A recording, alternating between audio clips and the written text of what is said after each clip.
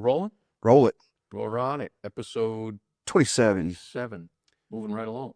Welcome back to the Volly House Podcast. We're here at Kolka Studios, so if you need a firehouse built, give them a call. Also, go to the volleyhousepodcast.com to ask us questions or send in stories or videos you'd like us to review. Also, give us a follow on all social media platforms at Volly House Podcast. And we will go right into our sponsors here. iCommand Board. Every video we see from a career department incident shows an incident command board on scene. Yet, in many NIOSH LODD reports, a recurring finding is a lack of proper incident command. As a chief in the volunteer fire service, your responsibility is to ensure the safety of everyone operating at every incident. Gone are the days of managing this in your head or on a simple whiteboard. The owner of iCommand Board, a volunteer fire chief, took this challenge head-on by developing a professional tool tailored for volunteer fire officers. These command boards are designed with size, affordability, and most importantly, accountability at the forefront. Packed with critical information and checklists, they're built to help you stay organized and focused at every event. Visit iCommandBoard.com today and take the next step in ensuring the safety and success of your department. Mention you saw it on the Volly House Podcast and get 10% off. This episode is also brought to you by Red Alert. If you've listened to this podcast long enough or been in the fire service long enough, you probably know that 10 different fire departments will do the same thing in 10 different ways. Every department is different, whether it's scheduling, permits, reporting, points tracking, inventory, or truck checks. Chances are high that your department does it differently from the one down the street. Hopefully, you're managing most of this with software. Is your software vendor putting you into their box? When you ask for a small change to your system, do they just add it to the list or do they get it done? Maybe you bought another piece of software just to get scheduling right. Next thing you know, you have 5 different vendors to manage your firehouse just because your original vendor couldn't make a small change. Alpine Software's Red NMX is the all-in-one fire software that fits the needs of your department. Their average customer has been with them for 19 years. Why? They have dedicated people to set up your system, convert your data, and get you trained. They have a US-based call and email support staff. If you're tired of, we'll add it to the list. Join the hundreds of other departments that have switched to Alpine Software. Also, quick plug. Yeah, quick plug. Anybody out there that needs restoration, hit me up. Any insurance people, I'm the guy. Any insurance people out there, general contractors, claims adjusters, anything like that. You hear this podcast and you want to meet up and talk, figure something out, reach out to us on our Facebook or Instagram, and I'll reach out directly. And also, if you'd like to advertise with us, send us a submission at volleyhousepodcast.com. We got some spots open. All right. And we still have lunch. Oh, yeah. I'm just saying we have spots. Oh, we got spots. Do you want to do... Getting more and more people each week, which is been pretty successful. Yeah, it's been good. I mean, last week we had Bobby Burke on. Great conversation with him. That was great. Really, really great guy. I had a lot of fun with that one. Riding horses, shooting guns, getting paid. Yep, riding horses, shooting guns, getting paid. Well, we're gonna have some new shirts coming out at some point with some favorite quotes from each episode. No comma, no problem. No comma, no drama. No comma, no drama. Yeah. That's it. Yep. There was some good ones. There was. We're getting some good. For sure. It's a lot of fun. But more and more people reach out each week, whether it's, DMs, whether it's Instagram, Facebook, or anything else, or even people just texting me saying, thank you here or thank you there. Thanks for a shout out. Thanks, So, people are listening. They're asking for more information on certain things that we discuss, which is great, including like the duty crews and stuff like that, and recruitment retention site type of things.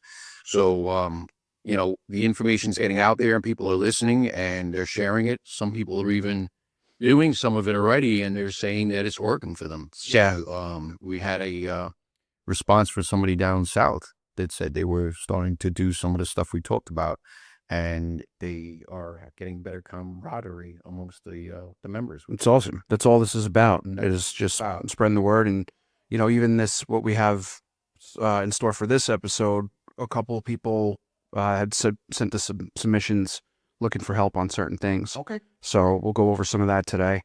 Also, we got a soundtrack going on behind us. I think the neighbors next door are blasting some music. Dun, dun, dun. Yeah, they're blasting. They had some Ozzy Osbourne going before R.I.P. Hulk Hogan. We lost Today, Hulk too. Hogan, we lost Ozzy. Yeah, some legends there. Did some Crazy Train going. Yeah. Yeah, Crazy Train popped on. They started going nuts. They put it up, and the radio has been down since. I played golf yesterday with my golf through Soul Fireman, and All Hands Golf Club. It's awesome. It's great seeing guys you haven't seen in a while, and shooting this shit and playing. And a guy comes ripping in the parking lot, all windows down, and he's cranking some Crazy Train. Yeah, Oh man, I'll tell you what. that's awesome though. This song they're listening to now, "Carry On My Wayward Son." Yeah, Yeah, I used to rip that song in Guitar Hero back in the day. Guitar Hero. Yeah. Okay. No, I don't think so. I don't think they're. What was that movie? They had that Guitar Hero. Oh,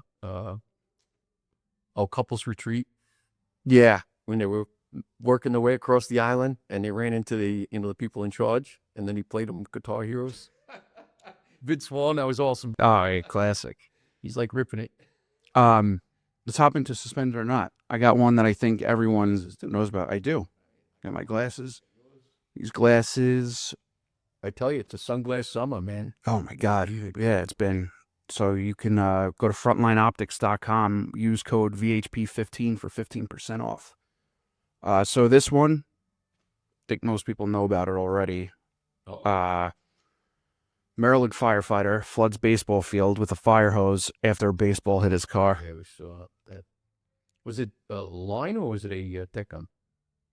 I couldn't tell from I video. That's the whole thing I just heard about. I didn't really read about it. I just saw the water shooting while they were playing baseball. Yeah, that's what I saw. Oh man.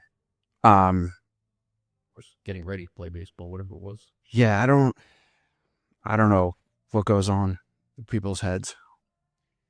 What do you think? Did they look to see if anybody was over in the field before they started shooting water? I mean, was it a joke? Did they do it on purpose? I don't know all the details. Well, the fact that it went viral and it was, all over the news and stuff like that, how would you feel as a chief of department if that was one of your guys?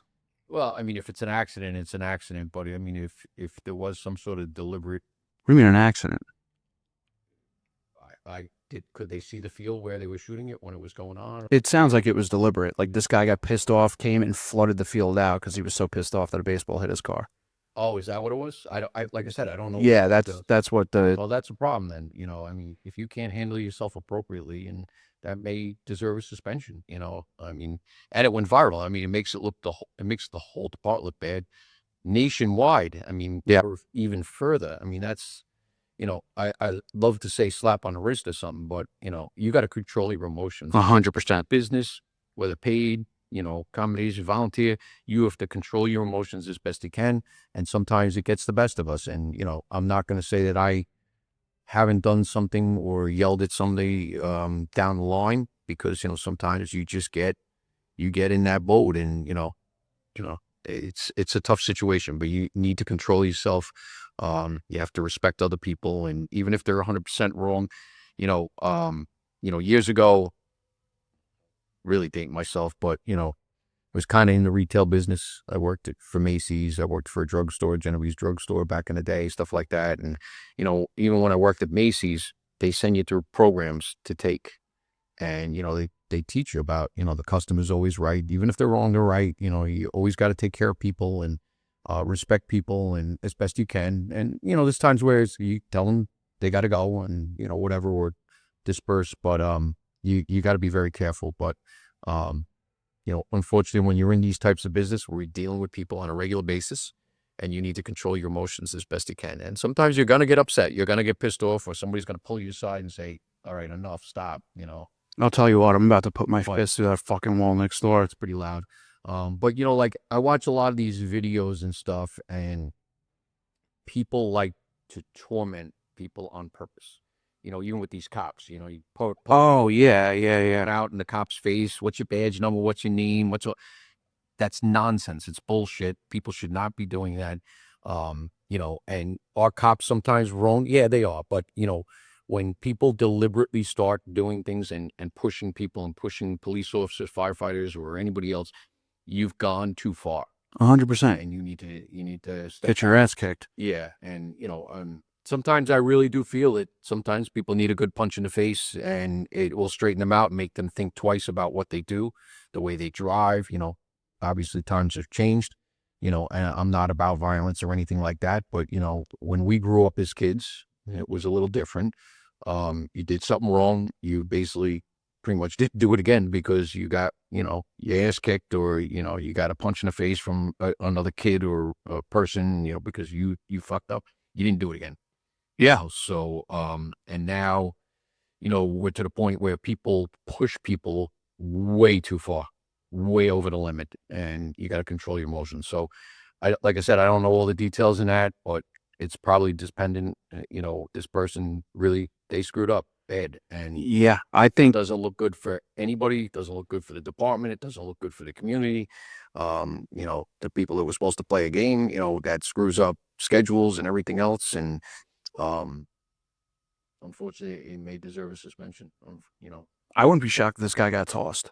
It's You're using depending on how far they went. I don't know exactly. you're using department equipment to flood out a baseball field just because you're pissed because your car got hit by a baseball and you were parked at a fucking baseball field. Depending on all the parameters around it, and yes, it's very possible. Same thing. People using a fire hydrant to fill up the swimming pool. I was thinking the same thing. Unfortunately, yeah, we use hydrants, and here out here in most fire districts have to pay for the hydrants and service and water. It gets into a lot of technicalities depending on your jurisdiction. But you're taking water from a fire hydrant. You're stealing. You're stealing water if you're not using your garden hose. And not that I'm totally against it. If somebody really wants to push the issue, yeah, and it's unfortunate. So, who do you got for job of the week? Kev's all rattled right now. Before going on that, so, just want to go back to one other thing that I just saw recently. Sure. It does happen. We talked about a little bit about water rescue and waters and water stuff like that. Let me get my glasses off. But there was a firefighter, I believe, that was suspended or terminated. I forget, it was on suspension for driving an apparatus through floodwaters. I don't know if you saw that. Did you send that? Did I send it to you? I think so. Yeah. So, and this has come up before. It's happened within my own department. I know we mentioned a little bit about that, about rigs should not be driving through floodwaters. The rig can take a certain amount of water. You don't want to be sucking water into the intake. And I mentioned this with my own department. It got sucked into the diesel motor. Luckily, we have a good mechanic, Steve, that was able to take the engine apart, get it all back together, and it's running fine. But, we don't always have that option. These fire trucks, when we talk about response, you got to get there safely. We've talked about this before. We've talked about, arriving and being able to arrive and not getting into accidents, stuff like that. Same thing goes with floodwaters. I mean, you should not be driving a rig with water up to the windshield. Right. It shouldn't happen. And, these rigs now, 500,000 and up, on the cheap end. But, you have rigs now, engines that cost almost $1 million or more. You have tower ladders that cost over $2 million. Yeah. And, obviously people's lives and safety always have to come first and paramount. But should we be destroying a fire truck that's worth $1 million to drive through floodwaters? Get yourself a high water vehicle. Is the person really in that much danger? There's so many factors that you have to start looking at. But we don't want to be driving through floodwaters and stuff like that and damaging rigs that cost $1 million. And now to buy a new rig, sometimes it takes 3 years just to get a rig. Yep. So, it's, you got to really be, as an officer, as a firefighter, and I'm not saying I haven't done stupid stuff. I'll tell you, I've done a lot of stupid stuff. Just really think about what you're doing, where you're going, how this is really going to affect the operation or that person. maybe it's easier to get in the water and go get them or throw them a rope or whatever the situation is. But, and I didn't read the whole article, but I just saw that a firefighter was, suspended or maybe even terminated. I forget what it was, about driving through floodwater. Yeah, definitely something to keep in mind. Absolutely. As a chauffeur, you should be aware of all the dimensions of the truck and, all the power behind it. Do you know your district? If you see a flood in the street, based on how well you know that street, how high is that water? How deep is it? Yeah. So Kev's freaking out before. Missing a job right now. Oh, I am, yeah. I just, when I was looking before when you were talking, they said it was under control. But, yeah. Quick knock. Center reach just as we're sitting ready to start, I'm like, shit, I'm going to home all day. And, I had a meeting this morning about the Joey D with the county. And I was basically around all day setting up for trainings and being, I was in the firehouse for a couple hours, waiting, where nothing going on basically all day, right? Ambulance calls. And what happens? I come here, sit down. It's usually how it works, man. Unbelievable. I hate it. So I'll give job of the week to Center Each. Sounds like, I mean, it's from, said that it's already Selden, it looked like, just responded over there, but it looked like a one-story house. Looks like the garage was converted or the carport was converted over to living space. But it said something about fire in the 1-4 corner, so I'll find out all the details later. I mean, from the time that it came through, like right before we started this to now, quick knock. Yeah, seems like absolutely good on those boys. They got there pretty quick and did a good job. So, in my department, we had a little fire last week. No, when was that? Sunday night. Sunday night into Monday, came in around midnight. Basement fire. They thought it was a boiler or whatever. Turned out to be a small fire, but my company turned out quick. We had an overnight duty crew.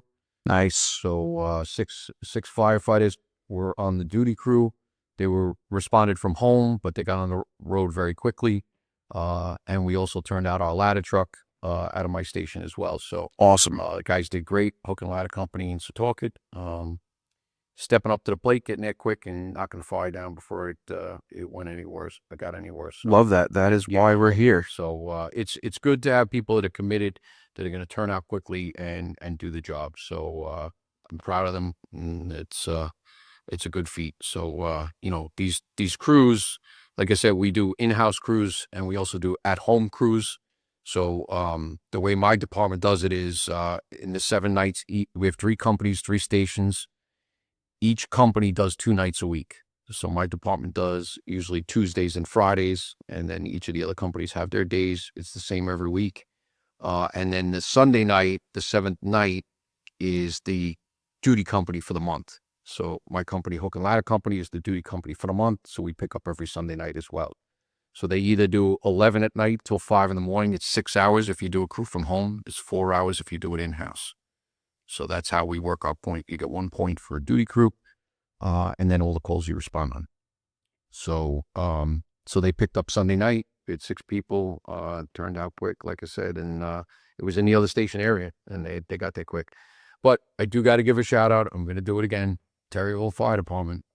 Their automatic aid for us turned out their engine, and they literally got there, I think, 3 minutes after my engine got there. And they're coming from another district.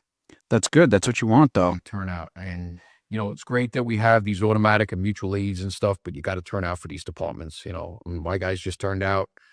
They got a crew over to Center Reach, which is great, at, 4:45, 5 o'clock, which is great. So we got to get on the road. We got to help our neighbors. We got to step up for each other, but we got to turn out, be prepared for the unexpected. Right. That being said, drill of the week. I know you got something cooking up, and I think it's pretty good. Yeah, so we had our, we always have a lot going on. We have training pretty much every night between provies and company trains, everything else. But last night we had a technical rescue drill. We went up to Stony Brook University. We worked with the new Sumi Fire Brigade guys and girls.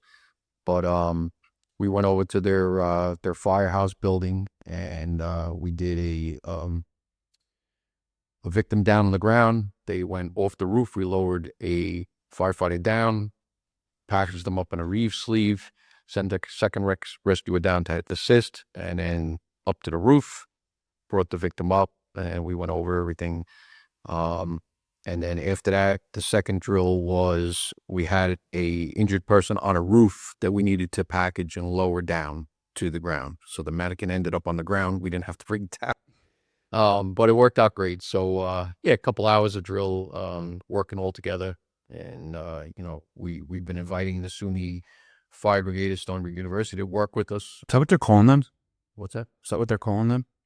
The fire brigade? Well, Let's talk in England. they don't have a fire district. And, they are not truly a fire department. So they're really a fire brigade. All right. Eventually, I guess they could be a fire department if they really wanted to, if they had their own district.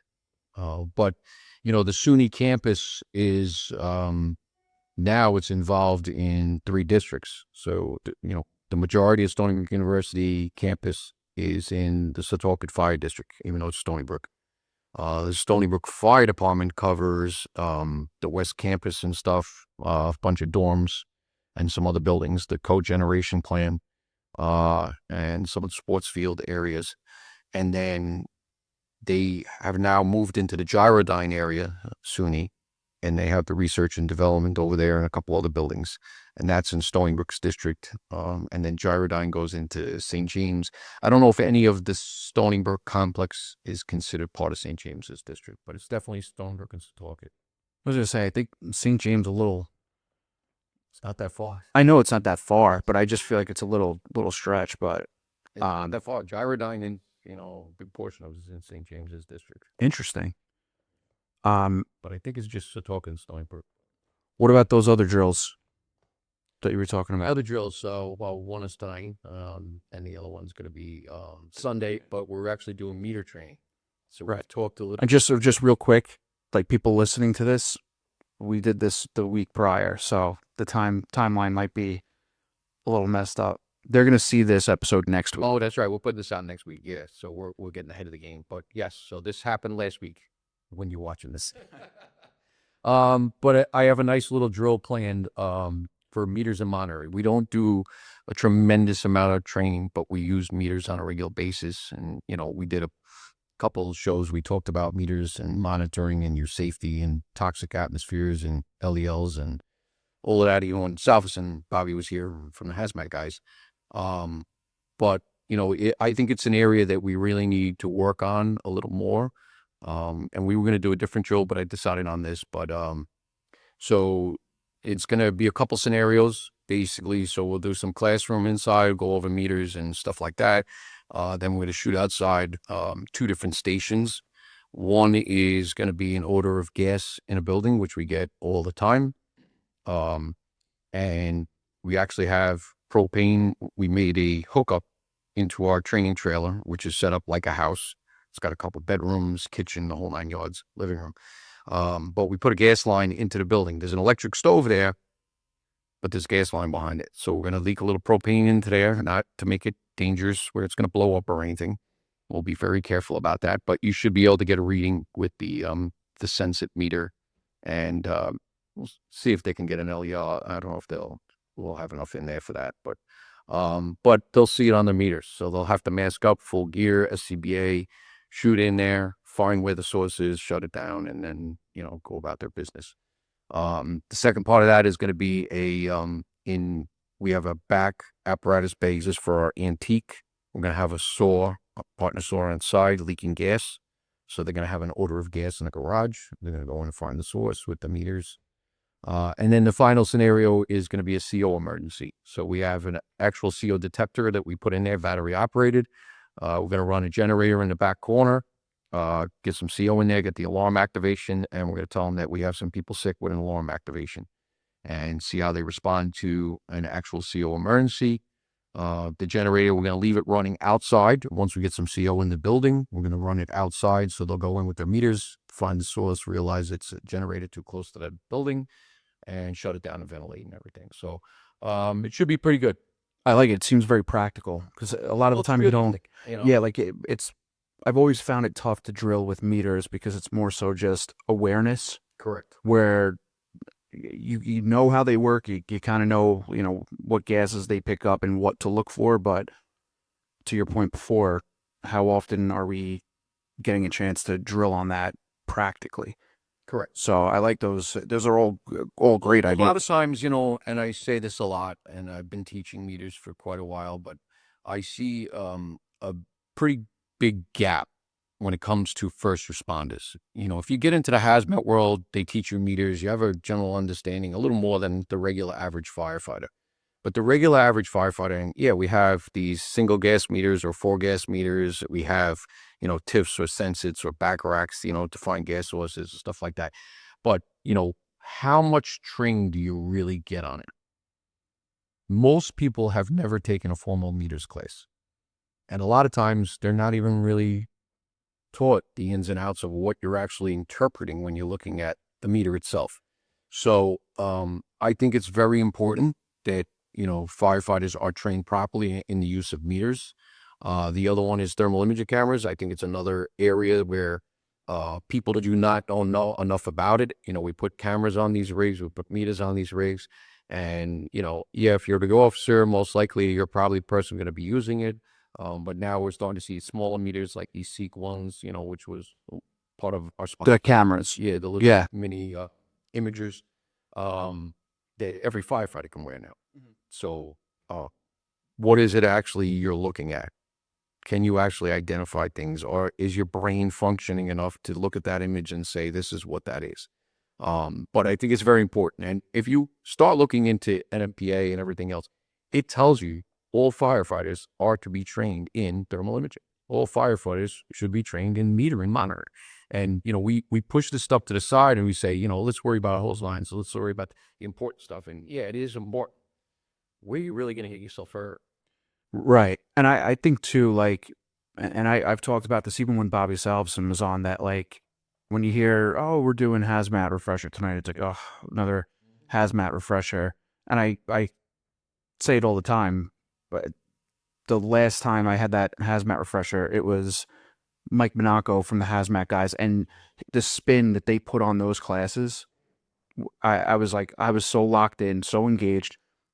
But the other side of that too, like thermal imaging classes, like, get out and take those. They're fun because it gives you, it's almost like a different view of what you're seeing with just your eyes, and how to not get tunnel vision with the thermal camera. They're actually fun classes.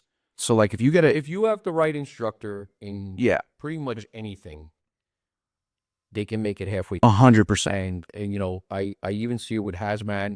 I've done some of these refreshers, whether it's for the county or my own department and stuff like that. And sometimes I just start talking. I don't even look at the slide. I just start going, why is this important to you? And make them realize that how important it is. Before we even get to that, anybody can read slides. Okay. If you're looking at slides. Oh, yeah. I'm talking more so about the classrooms.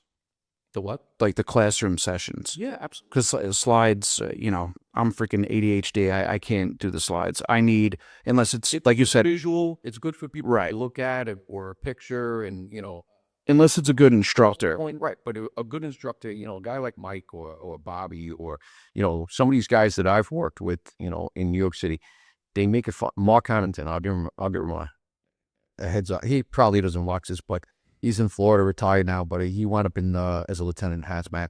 But he had a knack for just breaking shoes, and the way he came across, like, he just made it fun. Right. And he's like, what's your answer, bro? And this and that. He goes, nah, not that one. But he would just make it fun. He's like, yeah, that's not what I was really looking for, but he would make it fun. He would engage. You got to engage people. Right? And if you can engage your students, and it's not always going to be like that. There's times where it's just going to be lecture. It's just the way it is, certain programs. But if you can see that light bulb go off in a student, like, bam, you got to them. And that's a big deal. And Bobby, I think, mentioned some of that, and he's brought on some really good people to work for him. Oh, yeah. Yeah. But yes, the thermal imaging camera and the meters are extremely important, extremely important. And if you don't understand what that meter is telling you, or you don't realize that you need to mask up at that point, you can really put yourself in harm's way. Yeah, and I'll even give them a shout out. Bobby Salson, Mike Monaco, the Hazmat guys. Go follow them on social media because they put up their little clips that they put up are so much fun to watch. Oh, It's them. They things blow. Yeah, they're reacting to shit. I love the it. other day, he's like smoking a cigarette or a lighter, and he's looking on the top of a gas truck. Yep, boom, he goes flying. Oh, their reactions are and then the way they explain it, like, yeah, if you don't have access to the hazmat training or anything like that, give those guys a follow, the hazmat guys, and watch some of their stuff. They're phenomenal. You'll learn a lot. So shout out to those guys. And then even thermal imaging, before you go any further, yeah. Even Phil took at FDIC, did a thermal imaging class with Insight thermal imaging guys. Yeah, and they're excellent. Some of their videos are really, really good. Same thing. They do have great videos. And there's a lot of people that are out there that do different types of, drills, and they all have certain things that kind of really assist them, whether it's one of those dollhouses burning. The guy does the Max Firebox, that steel box where he burns. He's got little figurines in there and everything, but he burns just like a little bit of wood, but you can watch through the camera and see what's actually going on. People that put themselves out there like that and share information and give you, listen, some of these courses, they cost money. It's just reality. But the information that they give you to help fill up this file cabinet in your head is just amazing. For sure. And even the FDNY, they have a really squared away thermal imaging program. It's phenomenal. And, if you really take not, just look at the stove and in the kitchen of the firehouse, but actually look at what you're seeing, what is actually, your brain is comprehending, or what you're looking at, you can go so much further. But like anything else, these are just tools. You use the tool when you need it. Yeah. And like you said, don't get that tunnel vision, whether it's a meter, whether it's a camera, a thermal imager. Don't get that tunnel vision. Think about what you're doing. Actually use your brain and think about it, and you can make things happen, and it will really work out. So if you haven't had formal training, I would suggest you get out there and get it. Meters, thermal imaging, very important. Right. So let's get into some submissions we got. Okie dokie. Should I put my glasses back on the back good? No, these are real world problems that we all have problems. I've seen, but these are people just kind of looking for some advice. Yeah. Okay. So this one is looking for any advice or tips on how to work with a mayor/city council that aren't really interested in working with the department due to hurt feelings. The current mayor, I don't really want to get too much into this because it seems very specific and I don't want this person to get jammed up. They're currently trying to purchase an engine and a tanker, and every time we think we're making progress, it dies at the council meeting, and they won't give us clear direction on how we should proceed to get council approval. So does that... It seems like there was a member of this fire department that got let go or whatever, and then became the mayor of the village. So it's like a form of Volly. Yeah. Is there paid or Volly? I guess it's Volly, right? And then became a mayor in that town, I guess, or that village. And they have like a sore... Yep, it's exactly right on the money. They're upset about being let go from the fire department. They quit. That's what it seems like. I think you got that. Yeah, so that... But just to preface that, we got another submission that's very similar to this about how to communicate and work with the mayor of a village. So read that one too. So we could do... I didn't even put that one in because this one pretty much just mirrors it. Oh, they're just very similar. Yeah. So I say this a lot. We're in the people business, and I think leadership, knowledge, education helps you or perpetuates you into understanding a little more. And it wasn't always that way for me. I mean, I always took classes. I always had information, and I didn't fully understand. I go back sometimes and I look at things, and then I just hit 38 years in the volunteer service, not including my junior time. So when I start looking at things and I look back and I say, as I went through things, I learned certain things on the fly or as I went. And, looking back, I say, could I have handled something differently? Could I have made things better? Sometimes I got exactly what I wanted. Sometimes I didn't. Sometimes I had to come back 3 or 4 times with a lot of justification and information to get through a board or whatever is achieved. But, I've learned a long time ago, and as I get older and as I have more years of experience, I realize more and more how much of a people business we're in. And I say it a lot. I know I do. It's like a mission driven. I say that. And mission driven, evolving. But yeah, and evolving. But reality is we are seriously in a people business, and you have to be able to work with people. And whether it's a board of fire commissioners, whether it's trustees within your own department, whether it's a city council, a mayor, a politician, or anything else. And not that I've tried to push politicians aside. I think they are extremely important. Sometimes I think, they talk too much, because, they're trying to promote themselves and, whoever they're working for, which is good and bad too.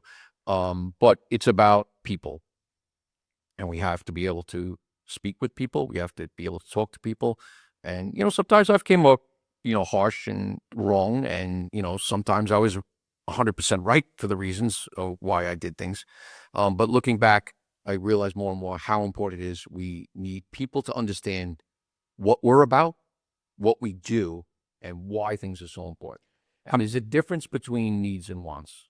100%. And I feel like the why is very important in that. And I feel like that goes across the board with, just in general, life in general, but especially in the fire service. Yeah. If you tell people that you need something done or you want something done, and it seems a little off to them, and because you hear all the time that, oh, so-and-so told me to do this. And then I asked them, like, why are we doing that? And blah, blah, blah. Just do it. Give them the why behind it. Like, if they understand, like, I get that there's certain aspects. 100% every single time. Right. But there are times where you move forward or you make a suggestion or you want something or you need something or this is vital. There's times where you have to put your foot down and you have to say, we need this, but sometimes it's good to make people understand. So the mayor has a little understanding of that fire department, obviously. And I don't know how long they were in the department. I don't know how much they really know or how far they've gotten within that department. But the city council people may know nothing about the fire. So I ran into that a while ago. I was working with fire departments who were looking to purchase new equipment or purchase new trucks. And it was always difficult with the villages because the villages, especially the smaller ones, they don't have a ton of funding, or that funding is allocated to other things, the beautification of the town, making Main Street look good. The garbage truck. Yeah, and or there are villages out there that spend money on dumb shit. And when the fire department comes, like I remember there was one specific fire department that they were really trying to figure out, like, okay, we can't touch our firehouse because it's a historic building. The fire trucks are getting bigger. So we're going to have a custom truck built, which is probably going to cost more, but we are very much in need of a new rig. And trying to get that message across to people who don't understand the fire department is tough. Correct. Because it's like you almost have to instill a fear inside them that, hey, if there's a big fire, the truck that we have currently or the fleet that we have currently is not going to be able to handle this, the way you guys might think we're going to be able to handle it. And we get back to, you look at these fires, right? California, we mentioned this a little with Bobby. They ran out of water. Sometimes there's not enough water. Or maybe they didn't upgrade it to the point where it got enough water. Or, but where are they going to turn to and blame somebody? Well, that's the whole thing. Back to you. So you have to do your best due diligence to ensure that people understand why things are so important. So how do you do that? And there's different ways, like inviting the community into your firehouse, social media, videos, pamphlets, strategic plans, tactical guidelines, things that you set, newsletters to the community. You got to get other people on board that they're going to maybe help you or talk to that person on the city council or talk to that mayor and saying, I talked to XYZ or I looked at this information packet and this is what, and not to make the city council look bad or the mayor look bad. You don't want to do that either. Right. Because Absolutely not. you do that, you're turning them off and it's over. So you have to be able to take that ability or the information and get it to the right people, or get it to the city council. Invite the city council over for dinner. Show them around. Show them how things work, why things work. Make them understand how the organization actually functions and why this stuff is so important. And if you explain it right, like I said, even NFPA, and a lot of people, NFPA, it's nonsense, it's bullshit, all this stuff. There's a lot of good stuff in there. And some of it can hurt you and some of it can help you in your justification. So if you go in there with NFPA rules or standards and you show them why it's so important, you show that justification, it's very hard for them to say no. Now, if they're out of money and stuff like that, that's different. So you say, all right, well, let's work out a plan in the next couple of years where, the tanker is the priority right now. So let's get a new tanker and then we'll get the engine after. Or vice versa. The engine's more important and then we'll worry about the tanker later. Whatever the situation is. But get them to understand, okay? And I might have mentioned this in a podcast. I don't remember exactly, but when I was a chief, I had firefighters walking around in gear that was shredded, holes in it and everything else. And I was really kind of worried about safety. And this isn't about me. I'm worried about people getting hurt. And I would do this even in the city. A guy had a big tear in his coat. I'm like, you're not wearing that coat today. We got a good basement job. You're going to get burned. Nah, it's fine, Lou. No, you're not wearing that today. You can wear, if another officer was, I'm not going to let you wear that today. I don't want to see my guys get hurt when I could have tried to make it preventable, okay? So can't always avoid things. But anyway, my members had gear that hadn't been cleaned, hadn't been, repaired and everything else. And NFPA has a whole thing. So I went in there, I went to the board and I said, listen, like we need to allocate money. We got to, get this gear inspected, make sure it's good. We got to get it repaired. I can't have people walking around in shredded gear. We don't have the money, blah, blah, blah, blah, blah. Turned it to like a battle. And, one of the commissioners came up after and he's like, well, sorry, you lost, no hard feelings. You lost this battle, blah, blah, blah. I go, don't worry, I'm coming back. Just next time I'll come in with a lot of justification. He goes, well, you do that, and he walked away. Like thinking like, oh, he's got me.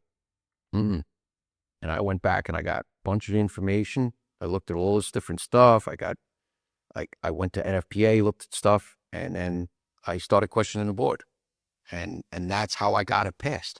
But I started with, just wondering, when are we doing the ladder testing this year?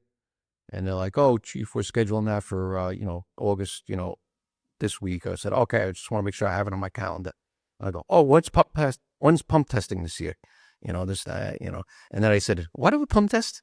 And they're like, oh, it's NFPA's requirement. Oh, okay. NFPA says that. Why do we do ladder testing? Oh, NFPA requires it.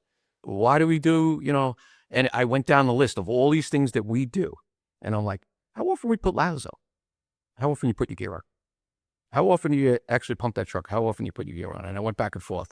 And one of the commissioners was like, I know where you're going with this one. I go, well, NFPA states that your gear is supposed to be inspected and clean, blah, blah, blah, blah, blah. And here's the information. And I threw it all at them. And they were just like, yeah, all right, I'm dizzy after that one. We got to do gear cleaning now. So, but, the one thing that we give firefighters, and I stress this a lot, is gear, right? The one and only thing that they give you personally to protect yourself is your gear. Right. Your helmet, your gloves, your hood, everything. That's your personal protection. And it's the one thing that you wear every time you go on a fire truck.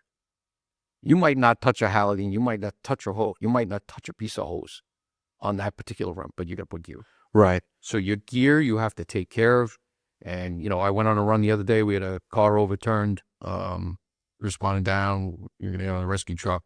They didn't need us, which was fine. And I went over, I started cleaning my hood. My hood's been dirty, and I try to clean it as much as possible, and it's very important. Your gloves and hood are things that we don't normally send out and get cleaned, and your boots. It's usually your pants and your coat or your helmet. Clean at least, even if you want to be a salty person, but clean the inside liner of your helmet. You wear it all the time. Contaminants are there. They go right down into your eyes when you start sweating.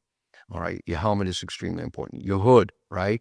Cancer is a big thing. I know people don't like to hear it. But you got to keep your gear clean. Well, that was a big thing. There was uptick in like throat cancer, like thyroid cancer.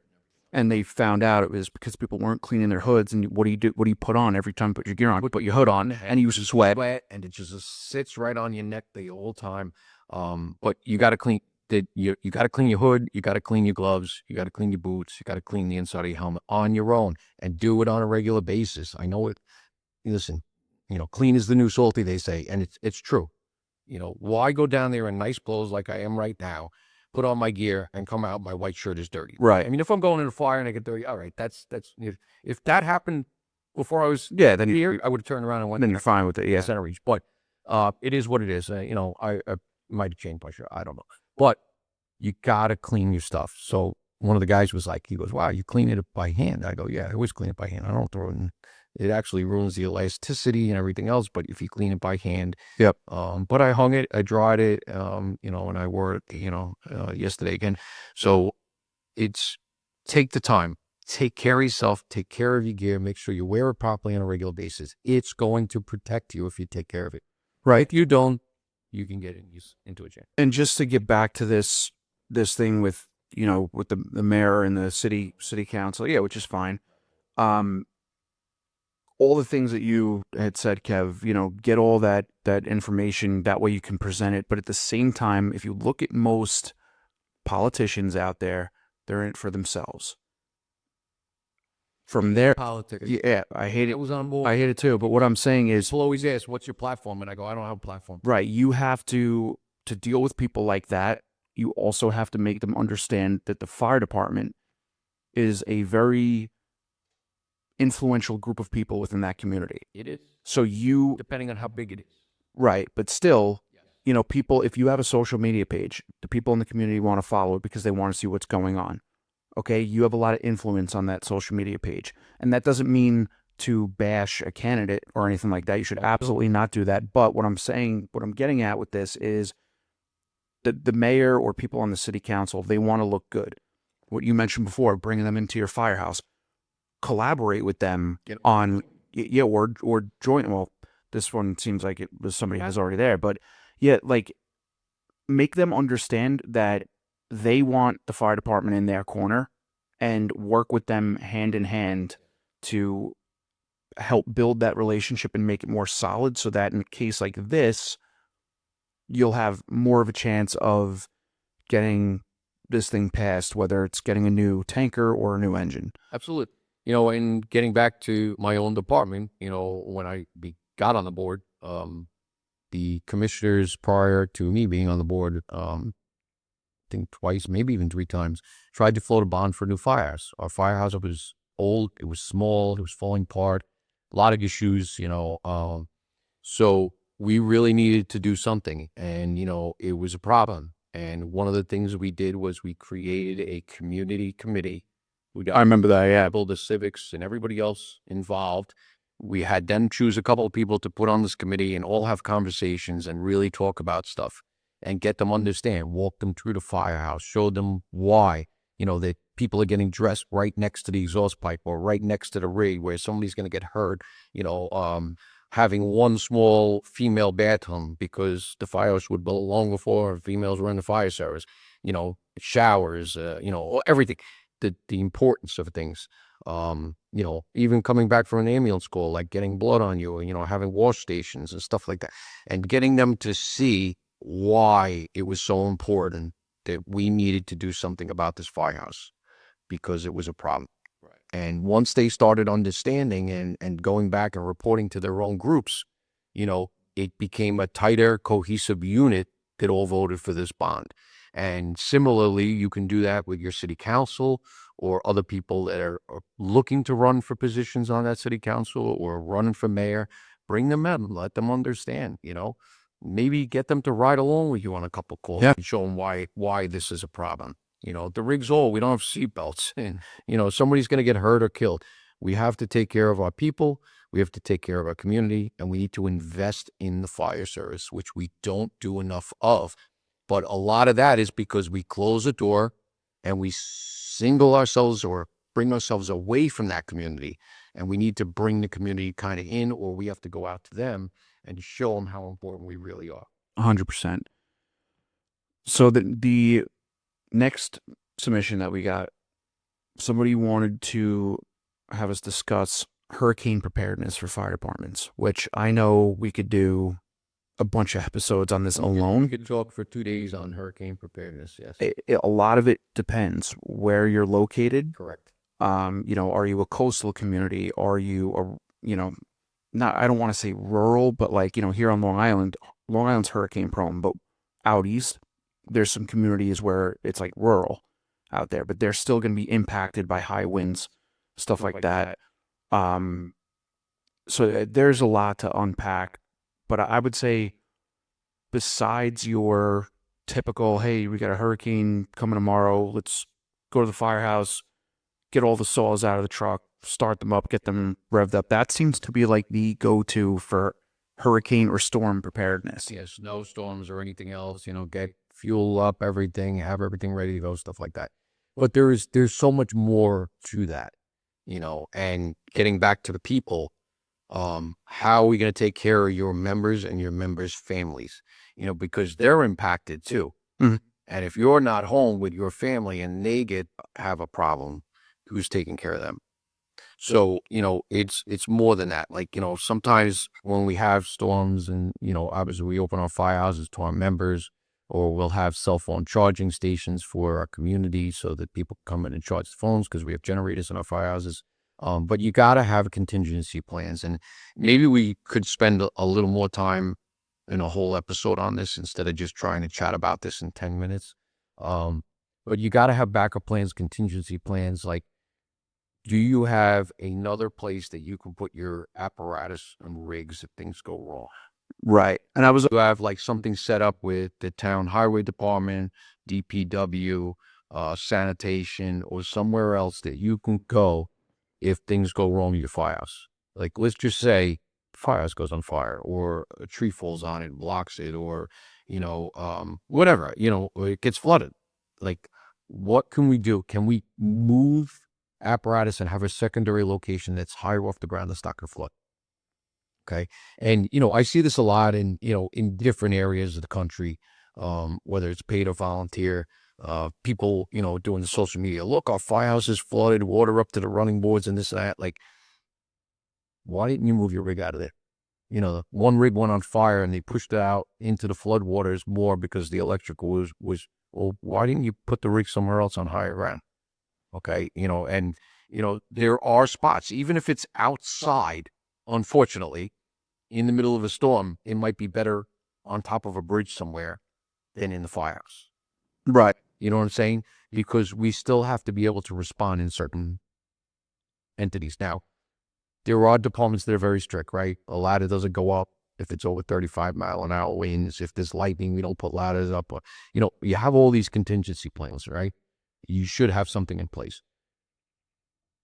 If somebody's trapped in a window, I don't care what it is, a ladder's going up. I understand there's rules and this and that, and I don't want to ruin $1 million truck. But I mean, serious life, not just somebody at a window that needs help. I'm talking about serious, like this fire, like over that person's head, or like, I'll put a ladder up for 30 seconds, even if it's a portal ladder. If it falls on the ground, I don't care. At least I help the person get out of that building. All right. So there are times you're going to take risk to save a lot, right? A lot of risk. We have to, but we don't want to take all that risk, but you should have contingency plans. You should have backup plans. You should have, food. How do we take care of families? Can we get families into the firehouse? Do we have enough cots? Do we have enough, everything? Do we have enough water?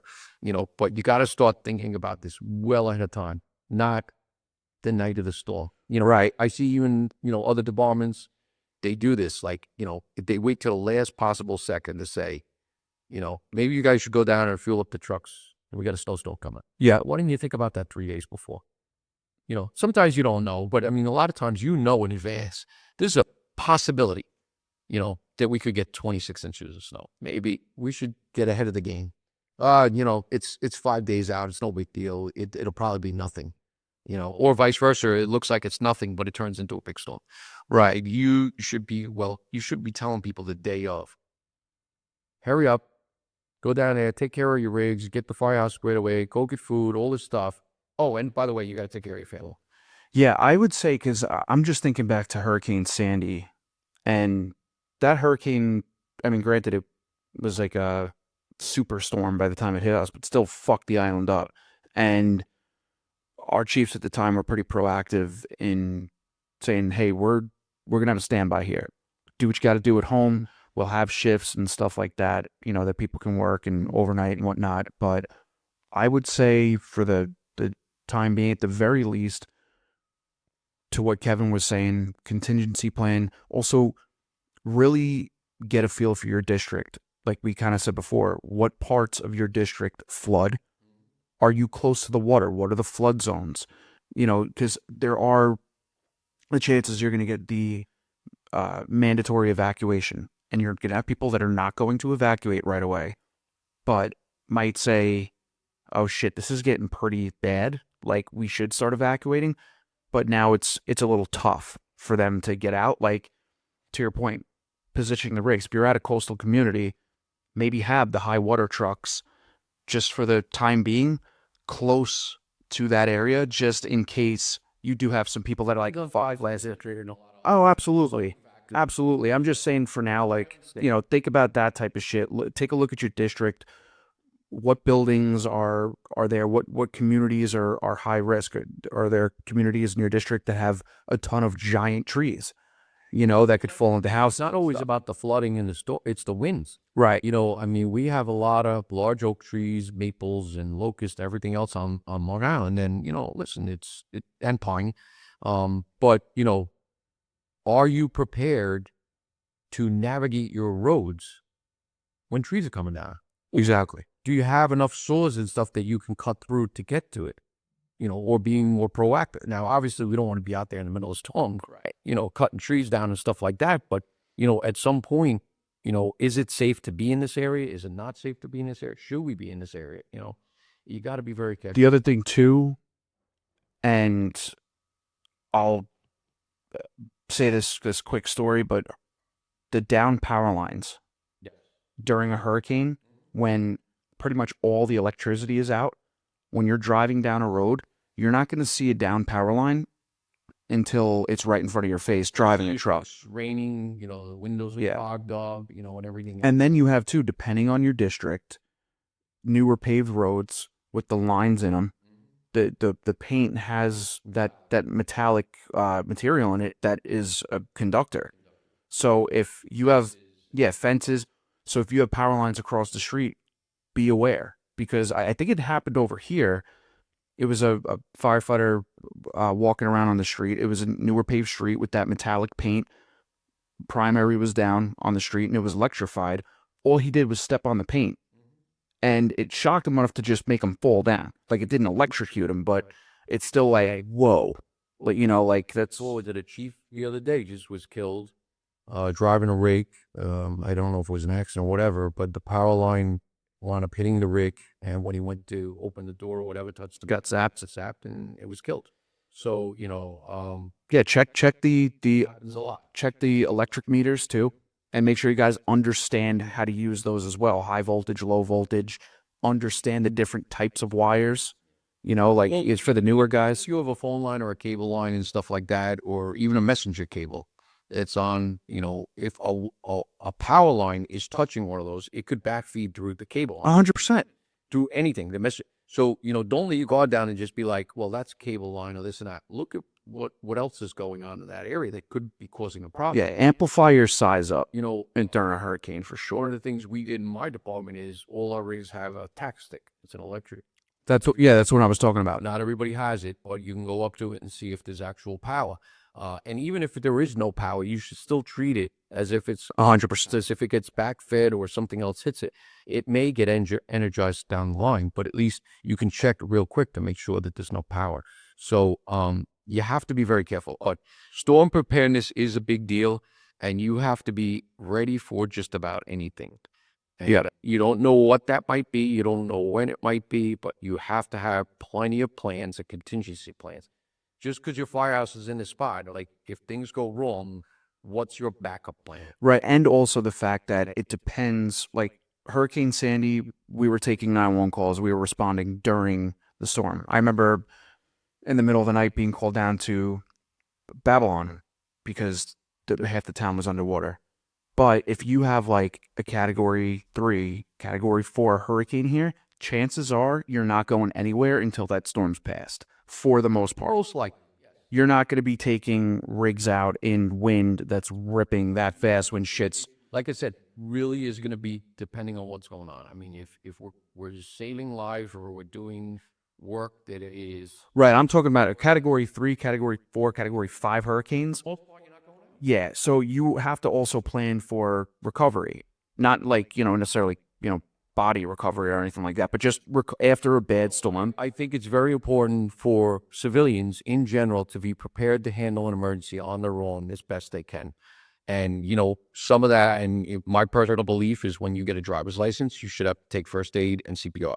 You should have some basic understanding in order to get a driver's license that everybody can do something, because you don't know if the fire alarm's coming. And I'm not saying that civilians should just say, well, the volunteer fire service is not coming, or, they're volleys, so they're going to get here in 10, 15 minutes. I'm not saying that. We should still have a good, successful response as best we can all the time. I'm not telling people, but if everybody understood how to use a fire extinguisher, if everybody understood how an alarm system worked in their house, if everybody understood first aid, CPR, stuff, basic stuff, you can help yourself, people in your neighborhood, people around you. We have these CERT programs now, community emergency response teams. They wear the green kind of clothes and vests and stuff like that. But these CERT teams, they get training. They meet every once in a while, once a month, whatever it is. And they get basic emergency response that they can be called out as a group or a team to help with basic stuff within your own jurisdiction or community. I think every community should have a CERT team, my personal opinion. And everybody should have some sort of training that this way, God forbid, we can't get there, they can do something. I will also say this, just to kind of piggyback off that. During Hurricane Sandy, we lost communication with dispatch. Radios were down. Yep. And also the, what do you call it? The apps. Yeah, like all that shit's out. So we were able to get our dispatch on landline. But depending where you are, like some departments that are out east that are handled all by county, you might not be able to reach county right off the bat. If you're self-dispatched, have those plans in place just in case that shit happens. Well, like a big thing that happened on Long Island, and people in the community, it's another thing where they don't understand. They don't want us blowing the sirens anymore. Mm-hmm. Why do you need those sirens? We have all this technology. You have pagers, you have radios, you have phones and apps and texting, all this stuff. What happens when none of that works? And it's very well sirens as a backup plan. Absolutely. So like even when we were doing our firehouse, there were people like, oh, you don't need a siren to put on your firehouse anymore. Oh, yes, we do. Because if something really bad happens, and personally me, I work outside a lot, I would hear the sirens sometimes be like, oh, it's cold. Because my phone, I didn't realize it. I'm running a lawnmower, right? Whatever. So I don't know if there's an actual law. So hearing that siren sometimes when you're working outside, you're like, oh, it's cold. So we don't blow the sirens anymore. We test them, 12 noon or whatever, but we still have sirens as a backup. But now, are we teaching our members what it means? If the siren blows once, if it blows 3 times, right? Once used to be an ambulance call, 3 times used to be a fire call. That's how we did it. And then if it was multiple, it just kept going. That means the shit's hitting a fan, right? The siren doesn't stop. So, when people talk about like the Texas flooding, they're like, well, why weren't there sirens? Why weren't there this? Why weren't that? Those are all backup and contingencies. There has to be backups. Absolutely. Like when we rebuilt our radio system for my department, everything is so backed up. It's insane. But you can almost go to any frequency and do exactly the same if you need it, except for our point-to-point frequencies. And reason why we did that was because if that goes down, or this tower goes down, we got another repeater, we got another backup, we got another antenna. And yeah, it does cost money. It does, yeah, it does. But how you backup plan? And we have a department that backs us up. And on top of that, we have another department that can back us. So there's contingency plans in place in case everything goes to shit. And that's what you have to do when you're preparing for these storms, whether it's a snowstorm, a hurricane, a flood, or whatever. You know, we get floods of coastal storms. It's out in the ocean. It doesn't really affect us except for some wind. We don't even get rain sometimes. But guess what? South Shore floods. Yep. Because that tide comes up. So you have to expect the unexpected. I hate to be the what if guy, but you have to be prepared. So get people to understand that, have, you know, food in place, have backup plans. You know, can you cook at your house, right? I have an electric stove. You have an electric stove, right? So what happens when I can't use electric? Got a lot of fire. Yeah, well, I have stoves in my house for that too, but, you know, I have a camping stove as a backup. I don't go camping many times, but I still have some propane. I still have a grill out back. I still have a camping stove. So I have a backup plan. God forbid something goes wrong. Right. Yeah, that all makes sense. So We can get into that maybe in a show. We can. yeah, I mean, we're coming up on hurricane season, so you know it might be. Up. It's. I mean, right now starts in June, goes to November. Yeah, well, Atlantic's been a little. Yeah, but you never. Dare I say it? You never know when it's gonna No, happen. I know. I'm just saying that the fact that we are, yeah, it's what we're in. Andavonsky was on here, and I said, "Oh, it's been pretty quiet out east," and then it was fire next day. Yeah, yeah. No, you have to be prepared. You know, usually up here we get them more at the end of the year. You know, August, September, October area. You know, and some of our worst storms have happened the first or second week of September. And Sandy was October. I think it was on Halloween. Yes, but it goes, hurricane season goes into November. November, yeah. You know, but that's because the water is usually warmer and get up this way. Can it happen anytime? Yes. And most of the time they fizzle out for the most part when they get here. And we only get like a category 1, 2, if anything. But even tropical storm winds and stuff do put a big damper on your department in response. And you have to be contingent and plan for that. Like, you know, we have trained. Do we teach people to use train shorts properly? A lot of times we don't. Right. Do you have chaps? Do you have eye protection and helmets and ear protection and all that stuff? A lot of departments don't. They might have a chainsaw, but they don't teach people how to cut a tree or what to look for or what to do there. And a lot of times it's always, we have people that, you know, are landscapers, are tree people, you know, luckily we have somebody. But we need to train and prepare more people to have that deeper bench, regardless of what rig is out there, that they can handle the emergency. Right. All right. Well, I think that's a wrap. I'm going to go do a training hour. Yeah. Episode 27 in the books. We will catch you guys Right or wrong. Catch you guys next week. Or the following week. Yeah. Yeah. See ya.